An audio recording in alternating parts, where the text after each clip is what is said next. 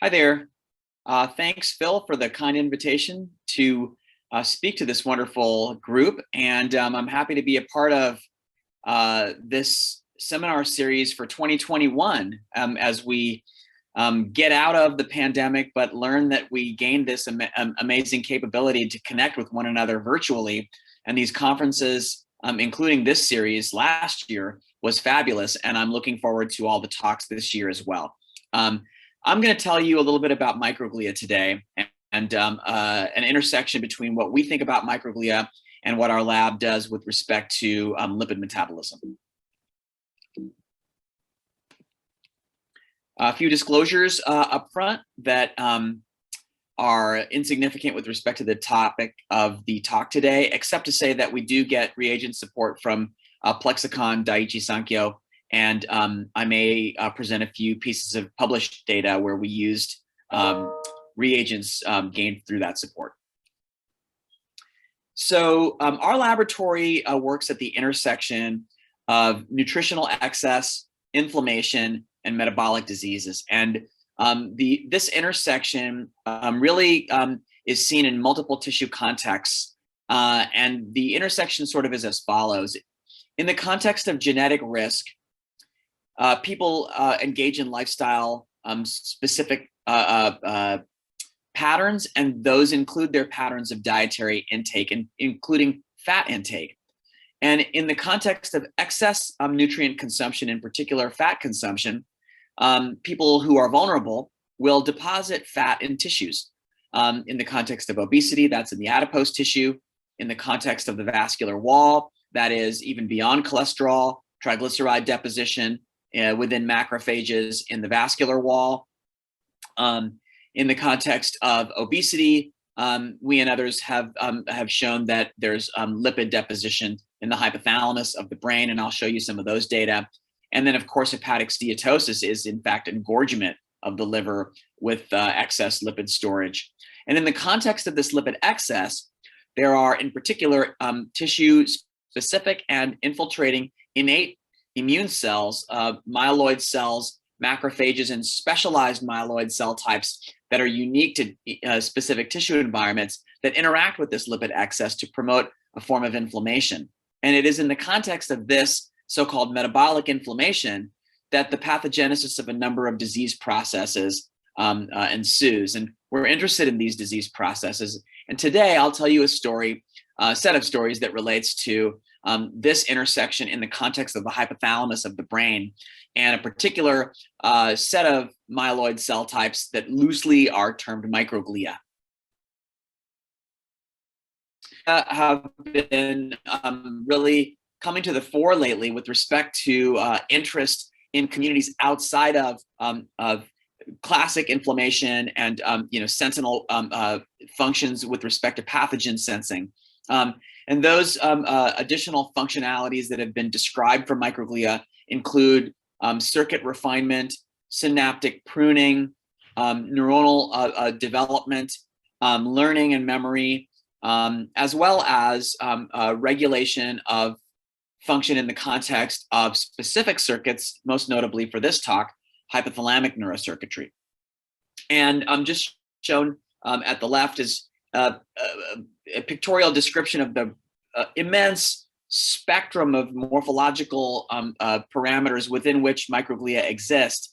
And these morphological changes are tied to shifts in polarization that are associated with very wide-ranging differences in functional input with respect to the brain for microglia, not only under different circumstances, but specific to different parts of the brain.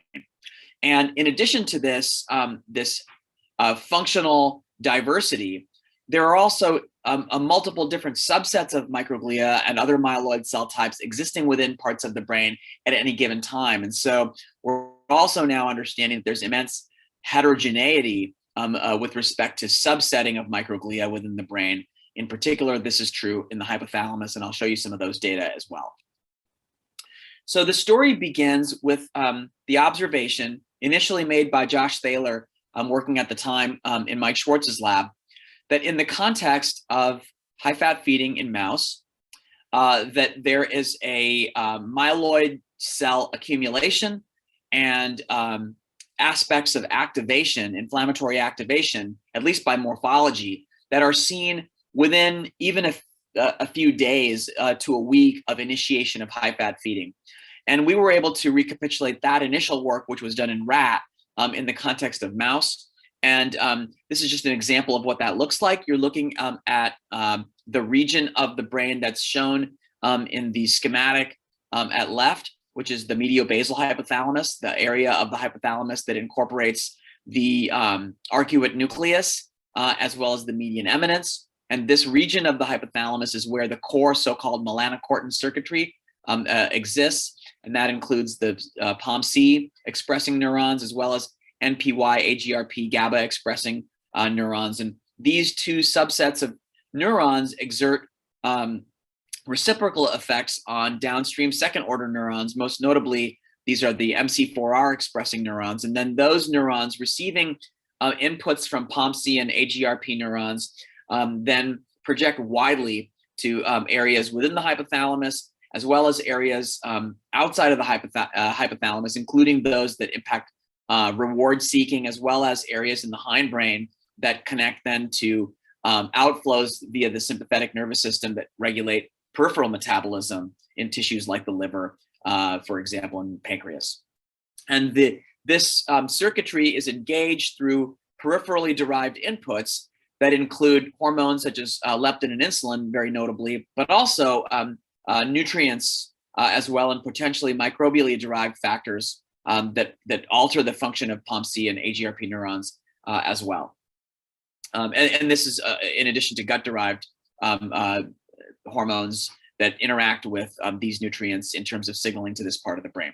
So it's in the context of this that we've been very interested that when you feed mice a diet that's rich in fat, in this case, rich in saturated fat, and in particular milk fat, that there's a microgliosis that ensues in response to that.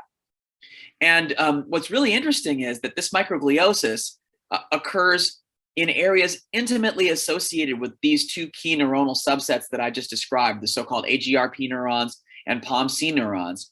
And indeed, you can see here using IBA1 staining that these activated microglia are even intimately enwrapping, in many instances, these particular neuronal subsets. And so the cell-cell connectivity and crosstalk between microglia in the context of dietary excess and these two key neuronal populations could not be more intimate. And so if you think about then what happens with respect to high-fat feeding and or obesity in the context of the mediobasal hypothalamus, this microgliosis occurs in a broad context of changes. That those changes include, as shown in this diagram, astrocyte activation and accumulation, the infiltration of the mediobasal hypothalamus by myeloid cells that as I'll show you later, actually emanate from a blood-borne monocyte pool, lipid excess that I alluded to already and will show you more about, and a specific increase in the permeability, if not frank disruption, of the integrity of the blood-brain barrier that enables even greater transit of hormones, nutrients, and potentially microbially derived factors into this part of the brain where neurons can engage in sensing some of this information. This is already an area of the brain that is quite open with respect to the integrity of the blood-brain barrier. And indeed, the mediobasal hypothalamus median eminence is a so-called periventricular organ, and these organs throughout this part of the brain are known for being able to sense peripheral factors and engage in transmitting information from the periphery to the brain. And the median eminence and this part of the mediobasal hypothalamus is no exception. And then just taking the story even further, this is just a figure from a prior review, that increasingly microglial activation in this part of the brain is associated not only with alterations in circuit function and potentially neurogenesis, but with the hypothalamic regulation of peripheral tissues And there's a growing literature suggesting how non-neuronal cells like microglia influence the way in which the brain controls peripheral metabolic function vis-a-vis sympathetic outputs. So in thinking about this microgliosis and the specific diet that we use to induce it in our original work, we've been wondering about whether these microglia actually serve as sensors for the lipids contained within the diet that we feed the animals. And so our first piece of evidence suggesting that this might be the case comes from the lipidomic analysis we did in our original study. And this has been replicated or at least supported by other lipidomic analyses. And to sort of cut to the chase, we found a number of different lipid species across neutral lipids, ether lipids, phospholipids, and sphingolipids that are altered in the cortex as well as in the hypothalamus. Some of those alterations are in an upward direction, some of those are in a downward direction.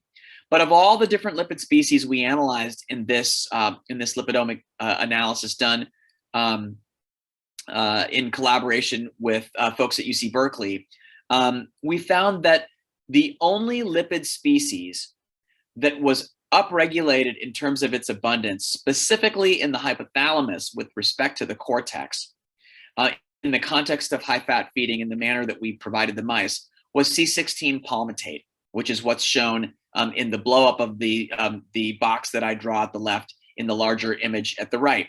And this is notable because palmitic acid is by far and away the most abundant fatty acid in the diet that we were feeding the mice. And as I said, this high-fat diet that we used, so-called Western diet, is a high saturated fat, high milk fat diet. And milk fat is essentially, for the most part, palmitic acid. And so we saw that particular pattern of dietary excess reflected in the lipid elevations that were seen specifically in the hypothalamus.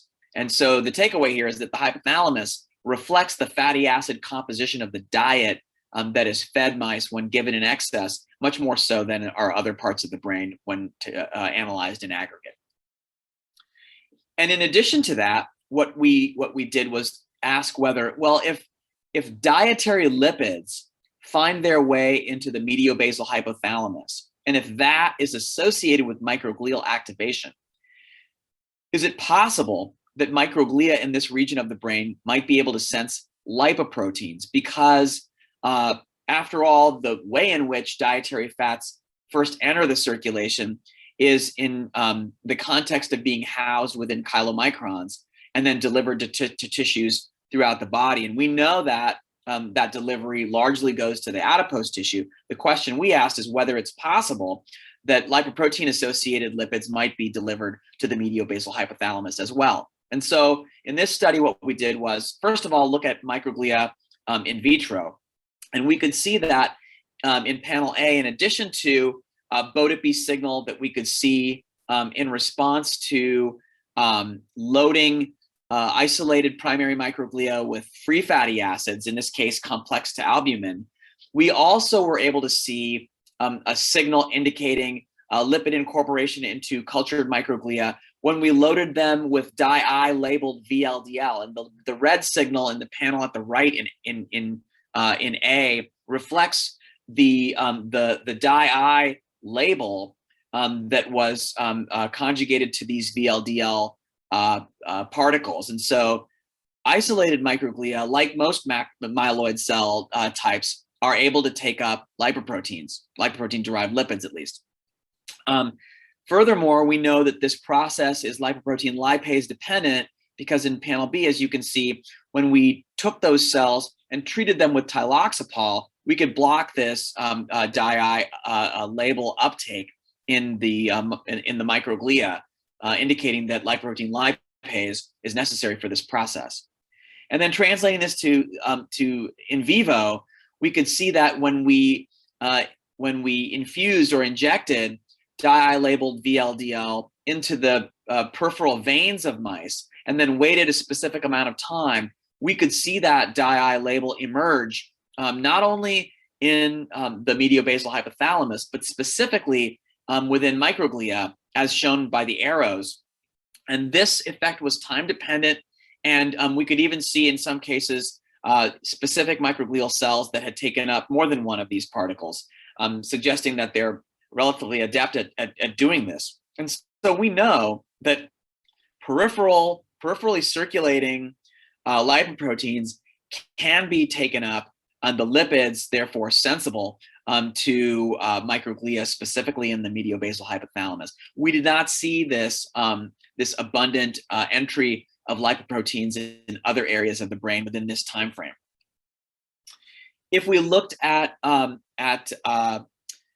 slice cultures, organotypic slice cultures of hypothalamus, we could again look at the functional impact of lipids vis-a-vis microglia on inflammation in these models. And so in this case, what we did was to subject hypothalamic slice cultures to palmitic acid, oleic acid, OA, or LPS as a positive control. And you could see the pro-inflammatory response of these cultures with respect to their ability to secrete, in this case, TNF alpha into the media, which we could then measure and quantify. But if we subjected those same cultures to liposomal clodronate, which would be poison to the phagocytic cells, in this case, microglia, which are labeled in IBA1, we could deplete the slice cultures of the microglia. And in that situation, if we treated the slices with the same fatty acids, we could see that whereas palmitic acid was pro-inflammatory to the slices when they had their microglia, it was completely inert in this respect when the microglia had been depleted by clodronate. And so you could see that the level of TNF alpha secreted into the media was back at control, or oleic acid, which is not a pro-inflammatory fatty acid by comparison. On the other hand, if we treated the cells with LPS, we could see that there was still TNF alpha secretion, suggesting that cell types other than just microglia are responsible for response to LPS stimulation. Microglia, on the other hand, were specifically responsible for TNF alpha secretion in response to fatty acids. We looked at the same thing in vivo. And so if we in this case stain for TNF, specifically in the mediobasal hypothalamus, and looked at chow-fed mice versus mice fed a high-fat diet, in this case, the same milk-fat-rich Western type diet for 4 weeks, we could see that the TNF signal was coincident with IBA1 staining cells, i.e. microglia. But if we did the same analysis for GFAP positive cells, in other words, at least most astrocytes, we did not see any such overlap. And if we look by gene expression analysis using qPCR, we could see that the time at the bottom, we could see that the time-dependent impact on the mRNA levels of several pro-inflammatory genes was retained if we only analyzed the microglial fraction, suggesting again that the microglia convey this inflammatory response to dietary excess in this part of the brain. Notably, we could separate this effect that we saw on microgliosis and microglial activation away from the excess calories that are being consumed in the context of high-fat diet. So in this study, what we did was to gavage animals enterally with either milk fat, which we suspected would give a pro-inflammatory response, or olive oil in an isocaloric manner. And what we found was that, again, if we looked at TNF alpha as an indicator of inflammatory activation, we could see that whereas milk fat induced TNF positive IBA1 expressing cells and olive oil didn't, this was again specific to microglia because we could not see any of this in GFAP expressing cells.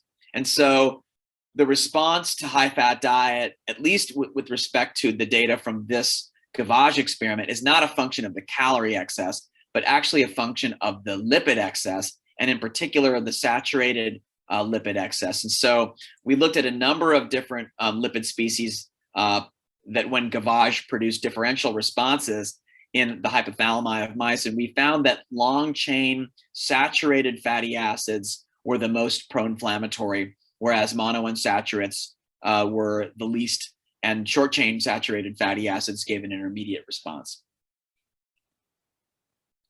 So with this information in hand, we've also gone on to ask what role these microglia actually play in hypothalamic function. And I'll just summarize the results from a more recent paper here.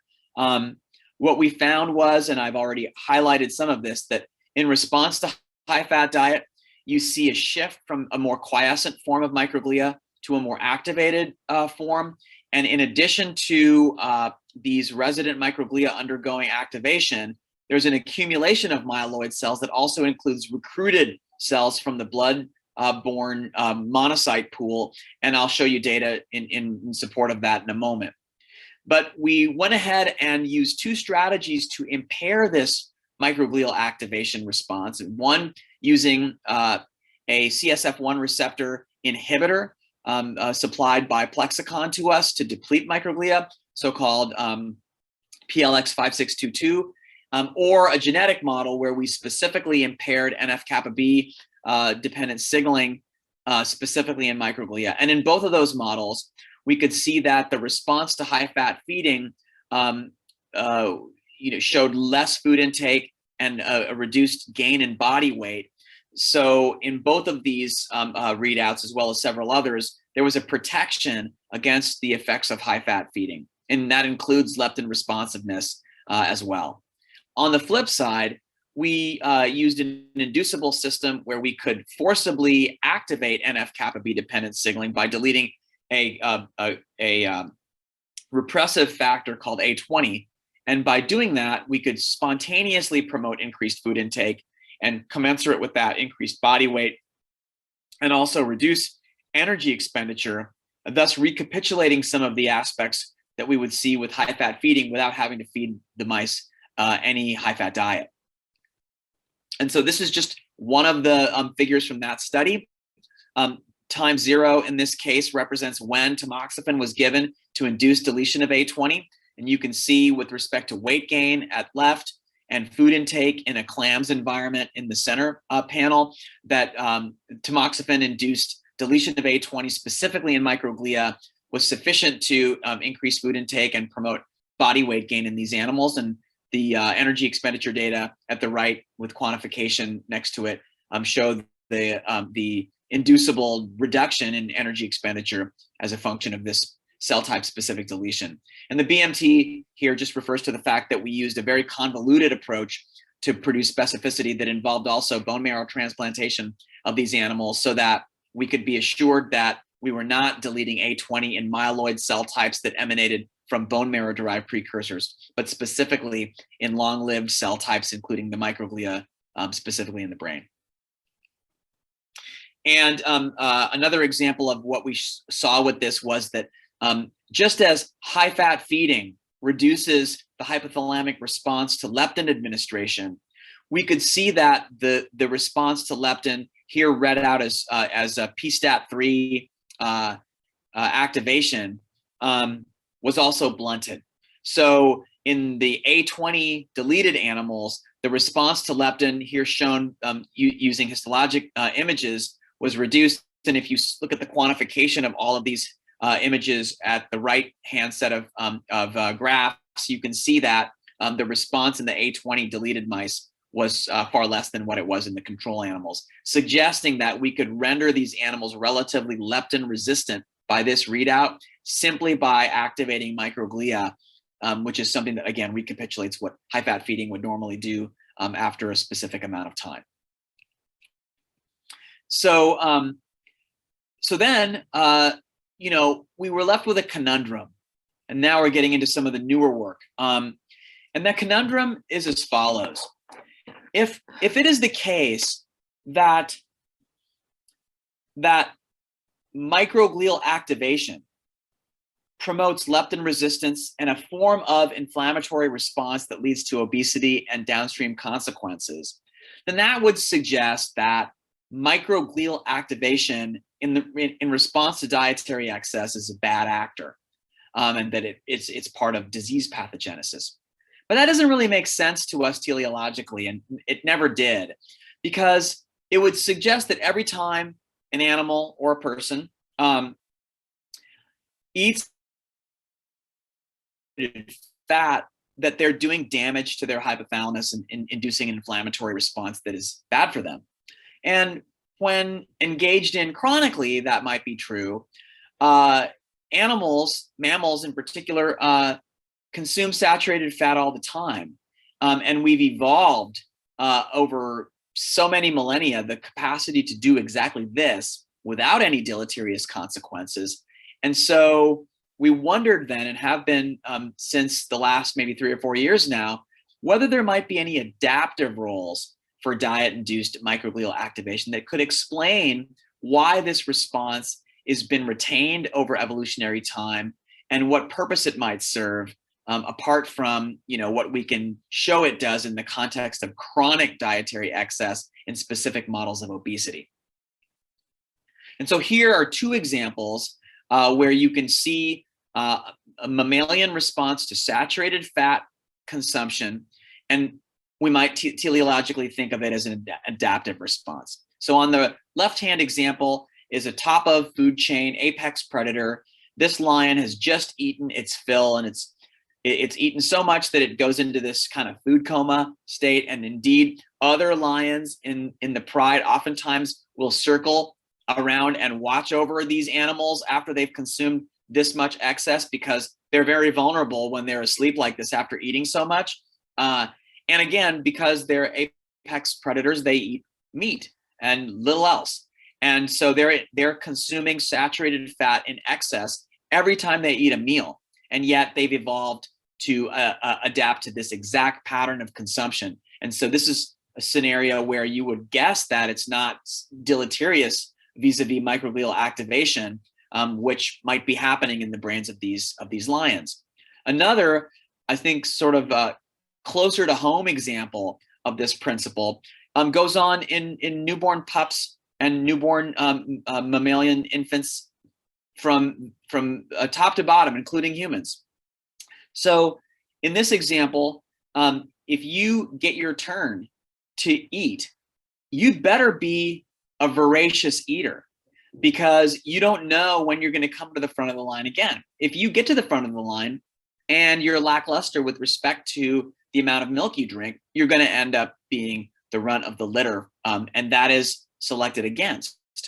And so if consuming saturated fat, in this case in the form of milk, promotes increased food intake, then that might be actually highly adaptive in this scenario, because that newborn would benefit from increasing food intake in the context of milk consumption if saturated fat sensing promotes that excess food intake. And here's an example of gene times environment interaction that supports this concept and what it might mean for adulthood. So this is part of the original work looking at the Zucker fatty rat. And this is from Jules Hirsch and colleagues, and Rudy Leibel was kind enough to point me at this study a long time ago. And I think it's a beautiful, beautiful classic physiology study of metabolism, diet, appetite, and satiety. And so you can see at the left, these sets of curves are within the period prior to weaning for these rats. And you can look at the solid curves being the wild type control animals, and the dotted curves being the fatty mutant rats with the Zucker mutation. And the 3 sets of curves indicate whether the mice, the rats, were born to underfed, standardly fed, or overfed dams. And so the weight curves of the rats, whether they were wild type or fatty, that were being nursed by overfed dams is the top set. And then the standard fed is the middle set. And then the bottom set are the ones that are being nursed by underfed mothers. And so that's kind of expected. The maternal nutrient availability dictates the rate of weight gain in the pups. And the genotype of the pup actually has very little impact on the weight gain curve in this early time point. But then if you look at the graph on the right, you can collapse the left-hand panel down near to the origin of these larger sets of curves, and you can see these rats now play out into adulthood. And what's really interesting is that you can see it over time, the genotype of the pup actually manifests as a key dictator of the rate of weight gain for these pups. And so all the dotted curves are now higher than all of the solid curves, indicating the greater weight gain by the Zucker fatty rats versus their wild type litter mates. However, even out into adulthood, you can still see within each of the two genotypes the impact of the early life maternal nutrient availability still holding true, so that the animals that were weaned from overfed versus standardly fed versus underfed mothers gain differentially weight into adulthood, whether they're wild type or the Zucker fatty animals. And so this again indicates that the maternal nutritional provision to the pups early in life is interacting with the genotype of these animals to dictate the programming of their weight gain over time throughout their life. So with this in mind, we asked whether there might be a microgliosis response specifically during the early time period prior to weaning in mice that we were studying.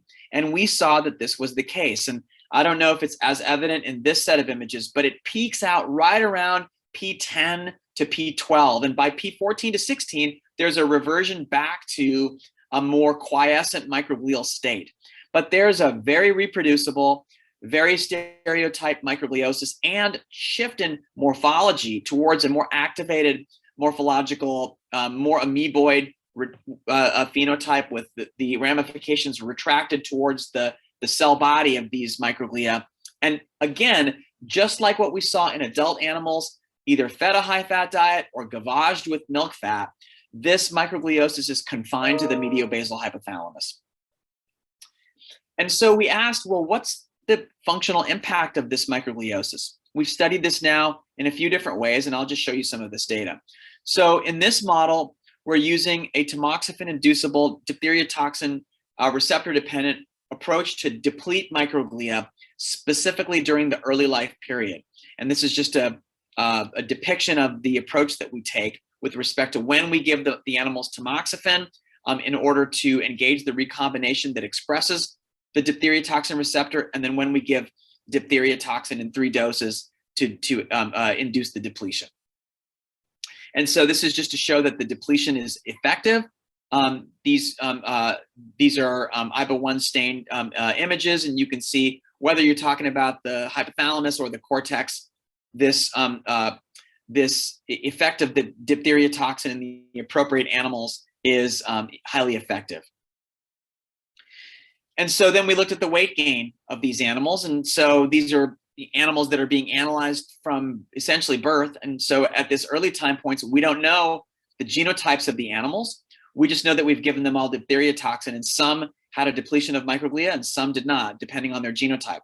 And you can see over time that the weight curve starts splaying, and there's a wider variability in weight gain trajectories across the animals. And then afterward, we went back and we genotyped the animals. And what we found was that the control animals gained more weight than the animals that lacked microglia through depletion during this particular time period.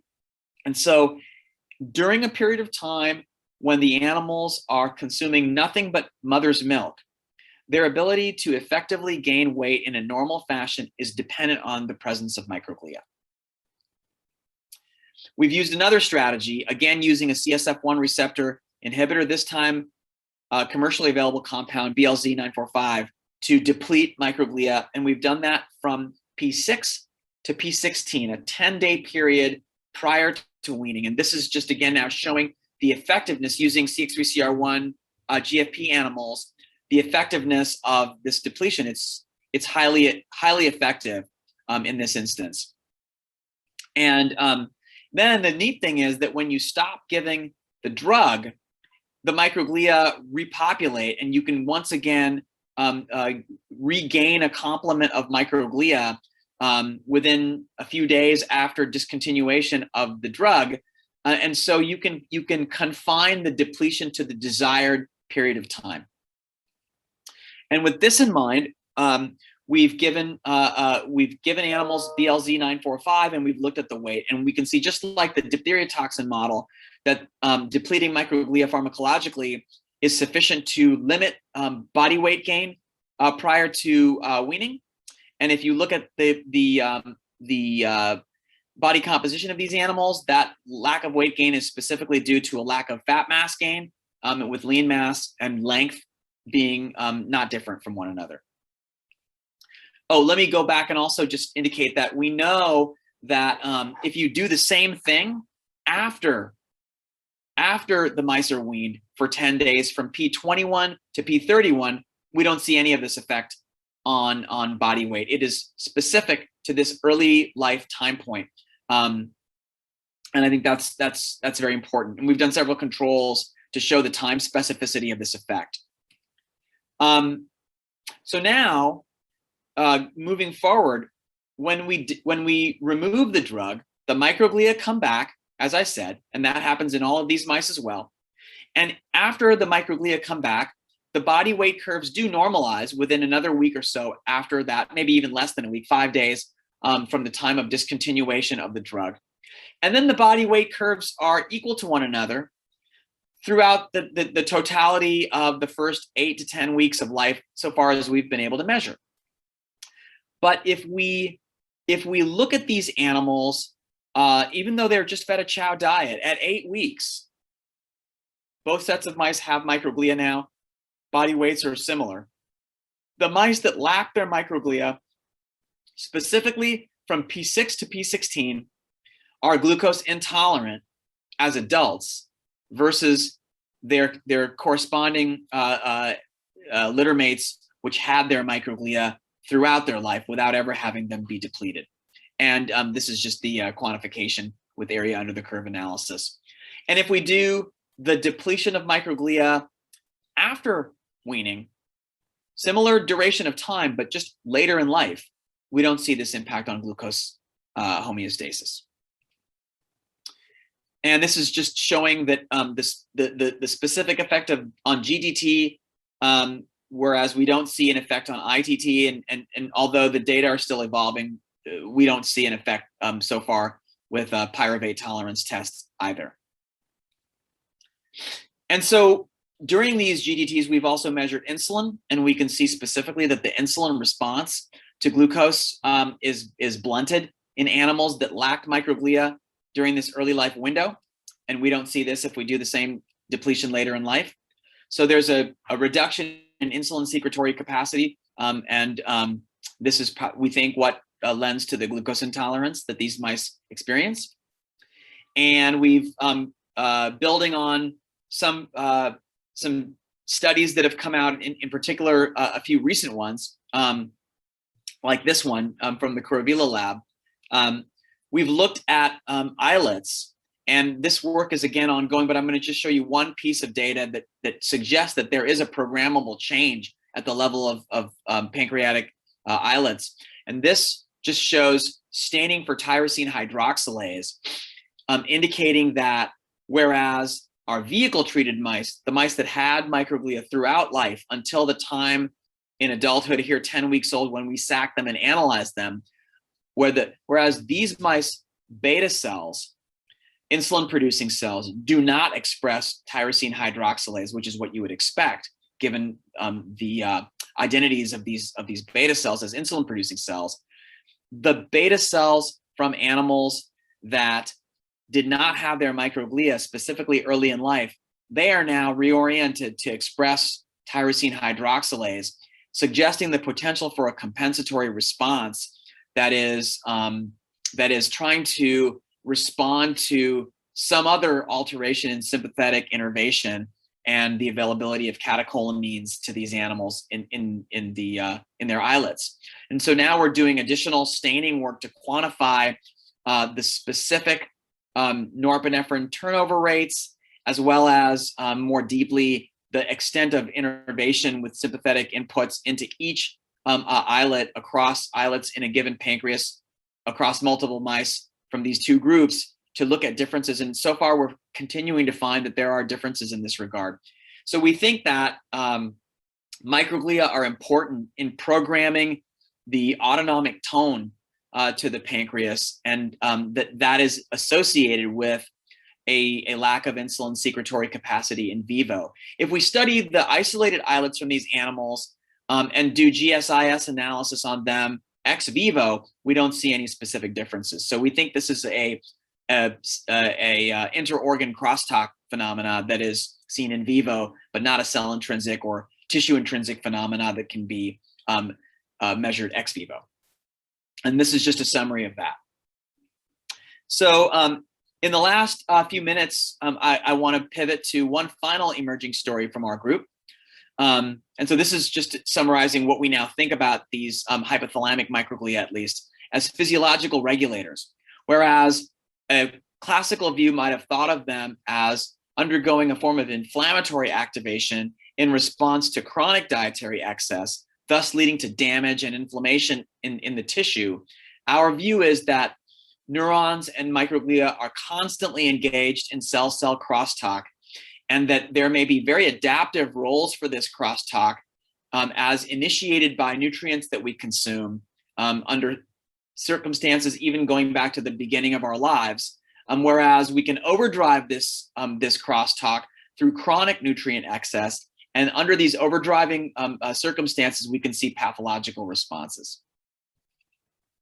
Okay, so in the last bit, we're going to talk a little bit more refined manner about microglial heterogeneity and the context of so-called damage-associated microglia, which have been described in other disease contexts. And so this terminology came out of a paper in Cell from Ido Amit's group, where they used single-cell profiling to identify a population of microglia in the brain in an Alzheimer's disease model that were notable for the expression of TREM2, and these microglia were called disease-associated microglia, or DAMs, and this terminology has caught on now. And in the initial analysis, what they found when looking at the transcriptomes of these DAMs was that, and the volcano plot in E corresponds with the cluster in red in the bottom right corner of the single cell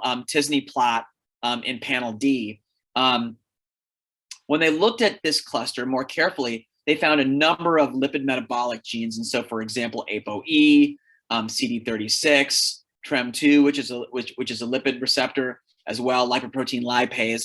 So genes that are very different from what classical thinking might have thought microglia would express highly, and actually harkens to what we know about macrophages, for example, in the context of the vascular wall and atherosclerosis. And so this got us thinking about probing the lipid metabolic profiles and the transcriptional profiles of microglia in the hypothalamus. And note that some of the classical microglial genes that we use to do cell surface phenotyping of microglial subsets, like P2Y12, TMEM119, they are actually not upregulated vis-a-vis this volcano plot, specifically in this DAM population. And furthermore, studies since the original description indicate that if you delete TREM2, in the context here, not of Alzheimer's disease, but of a Cooper-zone model of demyelination, you alter levels of lipids in microglia specifically. And so, without going into detail, this is a lipidomic analysis of wild type, TREM2 heterozygous, and TREM2 deficient microglia. And the columns represent several mice that are either control or 5 weeks after Cooper-zone or 12 weeks after Cooper-zone. And what you can see is that in the absence of TREM2, there's upregulation of specific lipid species. And you can see that red cluster of signals in this heat map at the right for microglia. That kind of time-dependent and genotype-dependent alteration of lipid species is not present in astrocytes in the center panel, and not seen in the CSF either. And so it's pretty specific. And in the context of this lipid excess, TREM2 deficient microglia are unable to engage in normal phagocytosis. So here you're looking at labeled myelin phagocytic capacity, and the curves correspond with the sets of images to the left of those curves. And you can see that in panel G, for example, these TREM2 deficient microglia are essentially unable to engage in appropriate phagocytosis. If you overload the microglia with MCSF stimulation and then drivers of their phagocytic capacity, so the singular importance of TREM2 diminishes in these hyperstimulated environments. But at low levels of MCSF stimulation, TREM2 is quite important for phagocytic function, at least in the context of this myelin phagocytosis model. And so here's just an emerging model of what TREM2 does in these so-called dams. TREM2 is associated for lipid processing and the expression of enzymes that are necessary to balance the phagosome, lysosome, and the storage capacity for lipids liberated through that autophagocytic function that microglia engage in. And these lipids are then also housed and packaged in ApoE particles and can be secreted into the milieu, and that's true for microglia as well as astrocytes. And so there's a balance between lipid processing and lipid secretion via lipoproteins. And if you delete TREM2, or if you delete ApoE, what ends up happening is you either rob the cell of its capacity to process these lipids or rob the cell of its capacity to secrete processed lipids. And in the end, you get lipid accumulation and impairment of phagocytic function. And so this is just a model of that. You see this with age, and you see this as well with neurodegenerative and demyelinating disorders, that over time, part of the acceleration of the disease process is a function of these lipid-laden cholesterol and neutral lipid-containing microglia, and TREM2 deficiency really brings out this vulnerability very clearly. So can we identify nutrient-responsive hypothalamic microglia?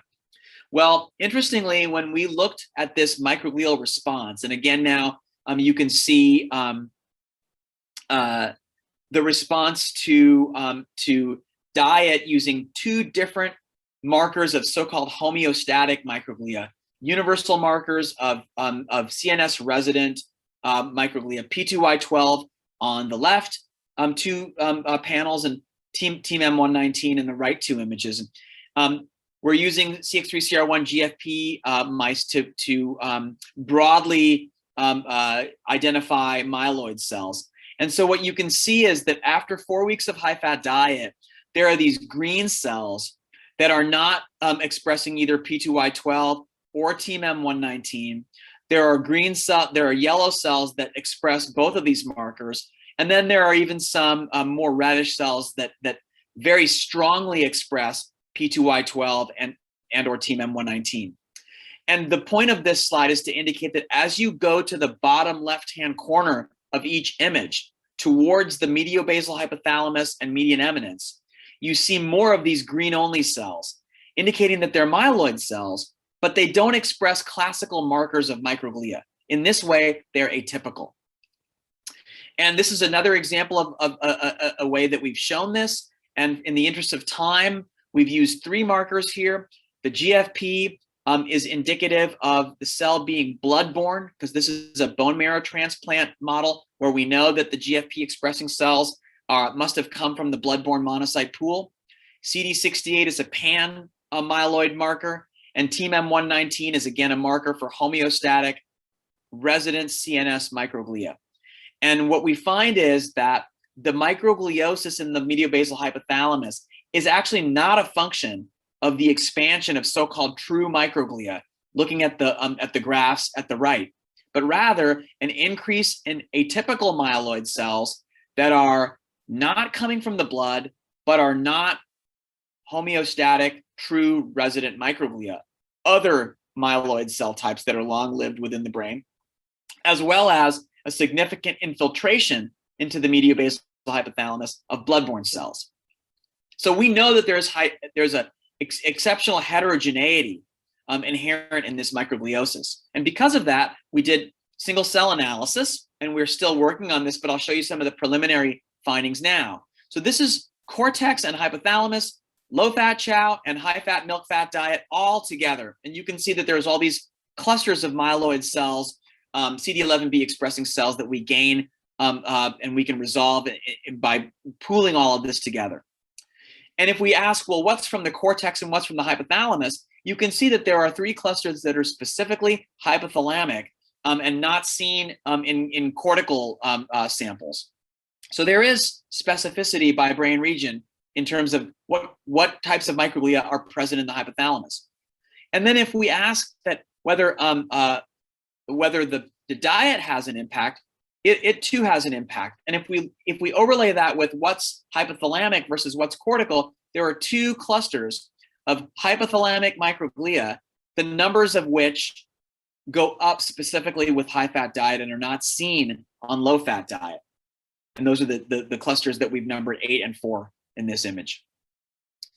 So we've looked at these hypothalamic microglia, and we can identify that there are homeostatic, so-called true resident microglia. They are the ones that express P2Y12 and TMEM119. There are so-called border-associated or meningeal perivascular macrophages, and we can identify those using classical markers present in their gene expression profiles as well. And then there are these diet-responsive microglia. And we can see that there are certain subsets that are seen in low-fat diet and certain that are seen in high-fat diet.